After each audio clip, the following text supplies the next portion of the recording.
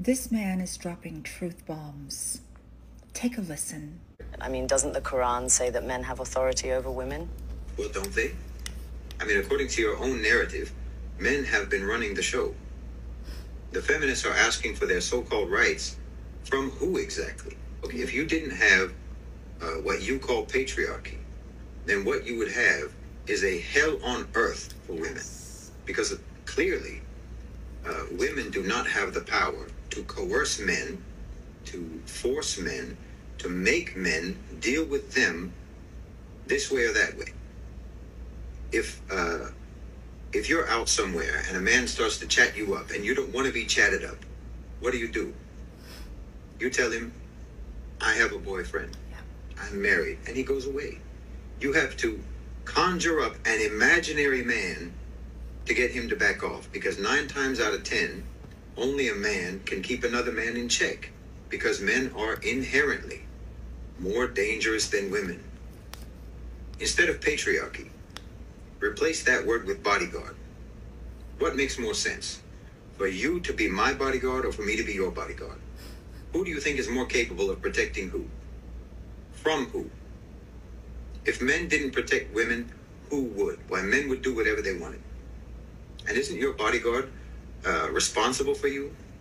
Shouldn't you listen to him if he says, for example, don't go here, don't go there, or let's take this route instead of that route because it's safer?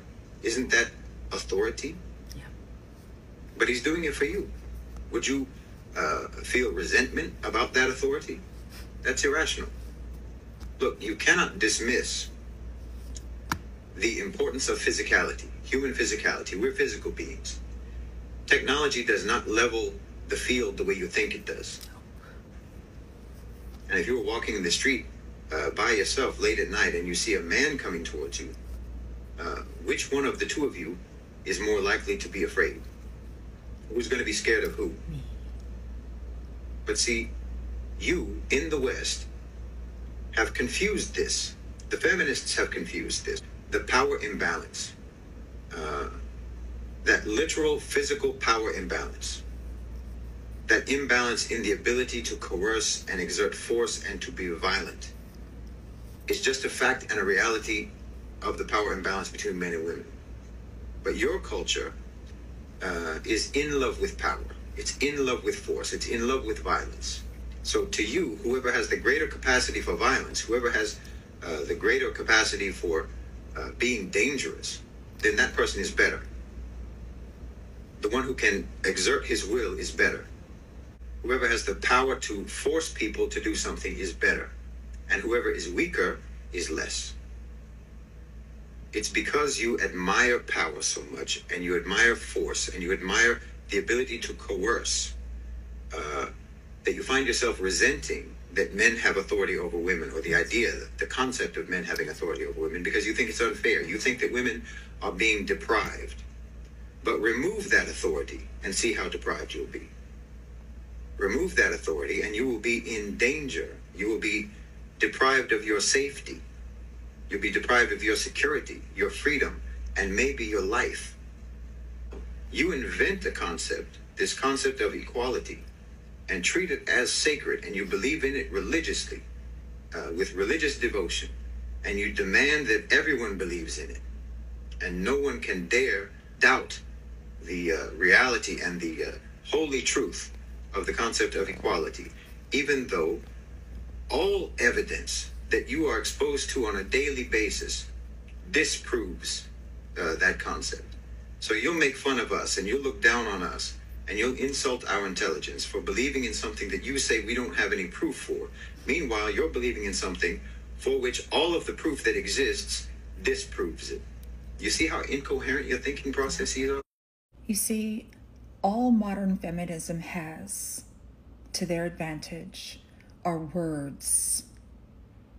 And a lot of people might say the pen is mightier than the sword. That's true to an extent. I'm a writer. I know the power of words, especially well-written words. However, in order for words to be effective, they have to make sense. There has to be truth in those words. And without that truth, You're just dealing with Disney. And that's what the feminist movement is, basically. Disney. Because there's no truth behind it. If you take away the patriarchy, what does feminism have? Nothing. Women would be in danger without the patriarchy. The patriarchy is what keeps us safe. Because if you take those laws away, again, we have nature.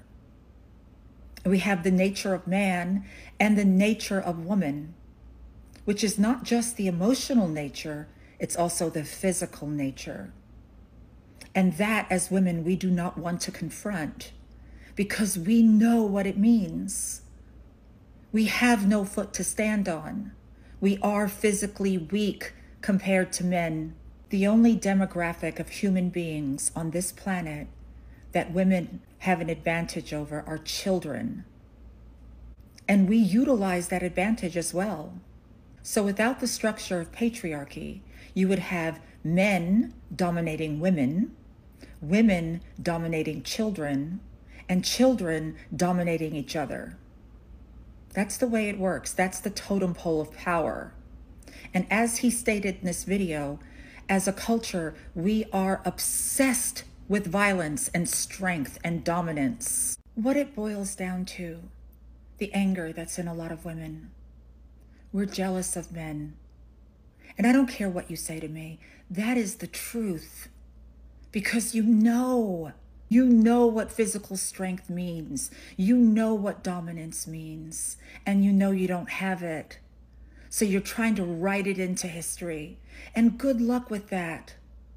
Good luck with trying to write something fantastical. Yeah, you might end up with a movie like Avatar. Visually beautiful. Fantastical. But in real life, it doesn't make sense. It's not going to happen. There are no blue people.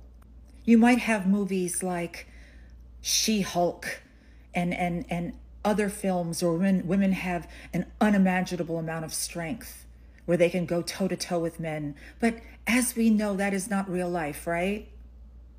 And feminism is not real life. It's a fantasy. It's a dream. What the man said in this video is reality, and that reality terrifies us. So hence, feminism, trying to create some illustrious words that is going to make men feel guilty about their nature. Good luck. Yeah, it might work with some guys, but guys are not going to give up who they are. And we're always going to need men, no matter what. And women can sit there fantasizing about a world where men don't exist. Good luck with that too, because men are always going to be here.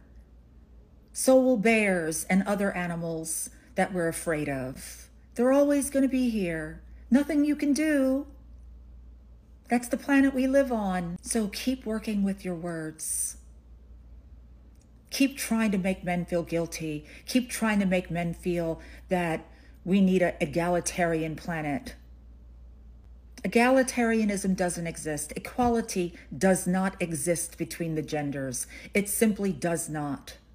You could give people rights. We have those. I can vote. I can work. I can do what I want to do. But what more do you want? You want to bend the very nature of men? It won't happen. Because men are different. And so are you.